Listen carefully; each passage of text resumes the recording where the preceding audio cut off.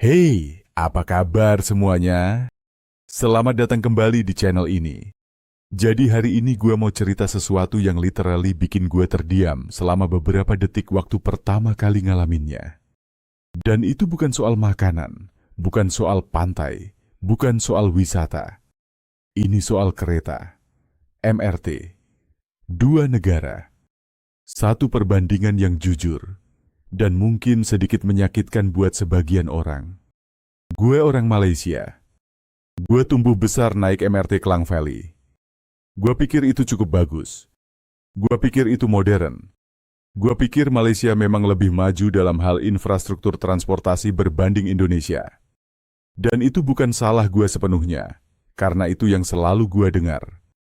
Tapi kemudian gue pergi ke Jakarta. Gue naik MRT Jakarta untuk pertama kalinya. Dan sejujurnya, gue rasa malu. Bukan malu yang berlebihan, tapi malu yang datang dari dalam, yang buat kau terpaksa akui dalam hati, rupanya gue yang ketinggalan. Jadi hari ini gue nak cerita pengalaman gue naik MRT Jakarta, dan kenapa ia buat gue tengok balik MRT Malaysia dengan pandangan yang sangat berbeza. Oke, jadi pertama sekali kita kena paham sedikit konteks. Malaysia ada MRT Klang Valley, yang merangkumi beberapa laluan, dan ia memang dah lama beroperasi. Jakarta pula baru ada MRT-nya sejak 2019. Jadi secara usia, MRT Jakarta jauh lebih muda. Tapi dalam banyak aspek, ia terasa jauh lebih matang.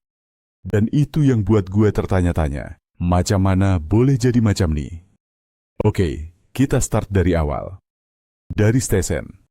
Masa gue masuk stesen Bundaran HI untuk pertama kali, gue ingat lagi gue berdiri kat entrance tuh dan just tengok sekeliling.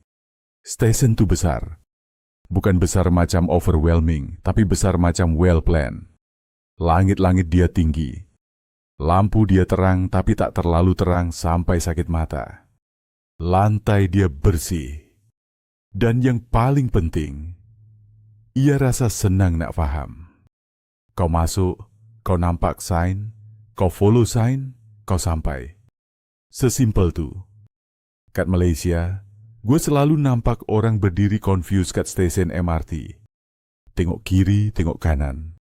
Sign ada, tapi kadang-kadang ia rasa macam kau kena ada degree dalam kejuruteraan awam baru boleh faham nak pergi kemana.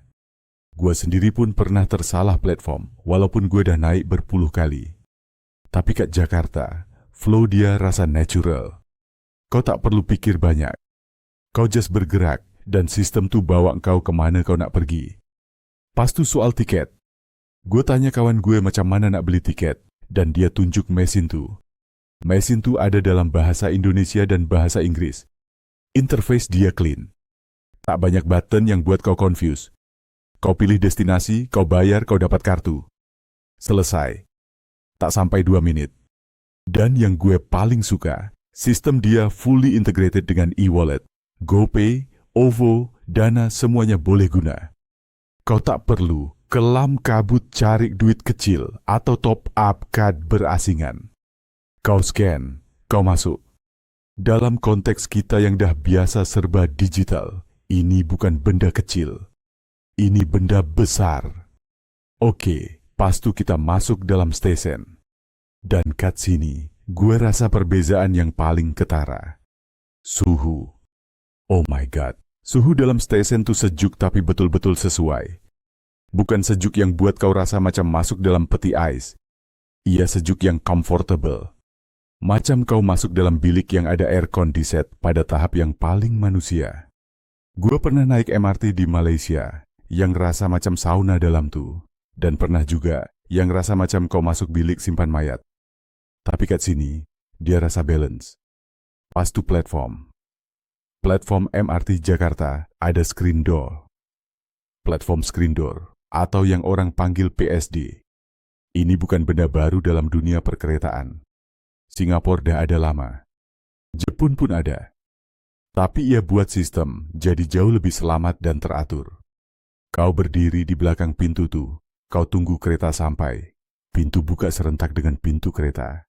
Kau masuk. Tak ada risiko orang jatuh ke landasan. Tak ada angin kuat masa kereta lalu yang buat kau rasa macam nak tersembam. Ia terkawal. Dan waktu menunggu tuh, gue perasan satu lagi benda. Orang beratur. Bukan beratur sebab ada orang suruh beratur. Tapi beratur secara semula jadi. Ada tanda kat lantai yang tunjuk mana tempat nak queue dan orang ikut je. Kiri untuk keluar, kanan untuk masuk. Simple. Civilized. Gue tak nak generalize, tapi gue selalu rasa kat stesen-stesen kat Malaysia, suasana dia lebih kepada siapa cepat dia dapat. Kau tengok orang bergegas, orang tolak-tolak sikit, orang berdiri tepat kat depan pintu walaupun tahu orang dalam kereta nak keluar dulu. Kat Jakarta, gue tengok orang tunggu. Orang bagi laluan. Dan gue rasa lebih nyaman dengan cara tuh. Oke, kereta masuk. Dan gue naik. Dalam kereta MRT Jakarta, first impression gue ialah, ia rasa baru. Bukan sebab memang baru, walaupun ia memang lebih baru dari MRT Malaysia. Tapi rasa dia baru. Tempat duduk dia masih elok. Pegangan tangan dia bersih. Lantai dia tak ada tanda-tanda kotor yang dah bertahun terlekat. Dan yang paling penting, ia hening. Bunyi kereta tuh smooth. Tak ada bunyi besi yang buat kau rasa macam ada sesuatu yang nak tercabut. Dan interior design dia pun gue suka. Ada ruang khas untuk orang OKU. Ada ruang untuk basikal. Ada tanda yang jelas untuk priority seat. Dan orang hormat benda-benda tuh. Gue tengok sendiri masa seorang makcik naik, dalam masa 2 saat seorang pemuda dah bangun dan bagi tempat duduk. Tanpa kena minta. Tanpa ada orang tegur. Gue duduk dan gue tengok keluar tingkap. Dan inilah part yang buat gue rasa paling impressed. Laluan MRT Jakarta ada bahagian yang elevated, bahagian yang bawah tanah. Dan bila kau bergerak antara dua tuh, kau nampak Bandar Jakarta dari perspektif yang sangat cantik. Kau nampak Monas dari jauh. Kau nampak skyline dia yang dah semakin berkembang. Dan kau rasa macam, wah, ini memang kota yang serius nak maju. Masa kau bawah tanah pula, lighting dalam terowong dia lain sikit. Ada subtle lighting sepanjang dinding terowong yang buat perjalanan tuh rasa lebih estetik dari sekadar gelap je. Mungkin benda kecil, tapi ia tunjuk ada orang yang betul-betul fikir pasal user experience, bukan sekadar fungsi. Masa nak turun stesen pula, gua perasan satu lagi benda. Announcement dalam kereta, dalam bahasa Indonesia dan bahasa Inggris, jelas dan tidak terlalu kerap sampai bising. Dan masa pintu nak tutup, ada bunyi yang spesifik dan konsisten. Kau otomatik tahu, bila kau dengar bunyi itu, kau dah kat stesen yang betul ke belum. Ia jadi macam insting. Gue keluar di stesen Duku Atas, dan dari sana gue nampak sesuatu yang sangat menarik. Stesen itu ada integration dengan mode pengangkutan lain.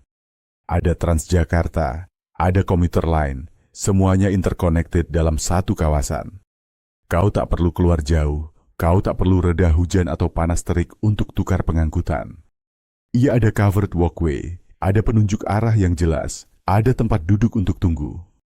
Dan gue rasa kat sini gue nak sentuh soal harga sekejap. Tambang MRT Jakarta memang sangat berpatutan. Untuk jarak yang sederhana, kau bayar dalam 4.000 hingga 14.000. Dalam ringgit, tu dalam lebih kurang 1 hingga 4 ringgit je. Dan servis yang kau dapat tu tak setanding dengan harga dia. Ia jauh lebih tinggi nilainya. Gue tak kata MRT Malaysia mahal sangat.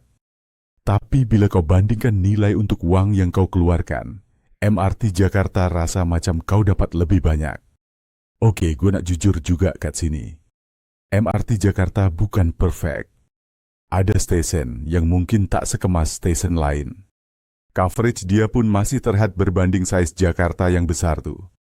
Ada bahagian bandar yang MRT tak sampai lagi, dan orang masih bergantung kepada ojek dan pengangkutan lain. Dan sistem integrasinya, walaupun dah baik, masih ada ruang untuk diperbaiki lagi. Tapi benda yang gue kagumi adalah mindset di sebalik pembinaannya. Ada visi. Ada konsistensi dalam desain dan operasi.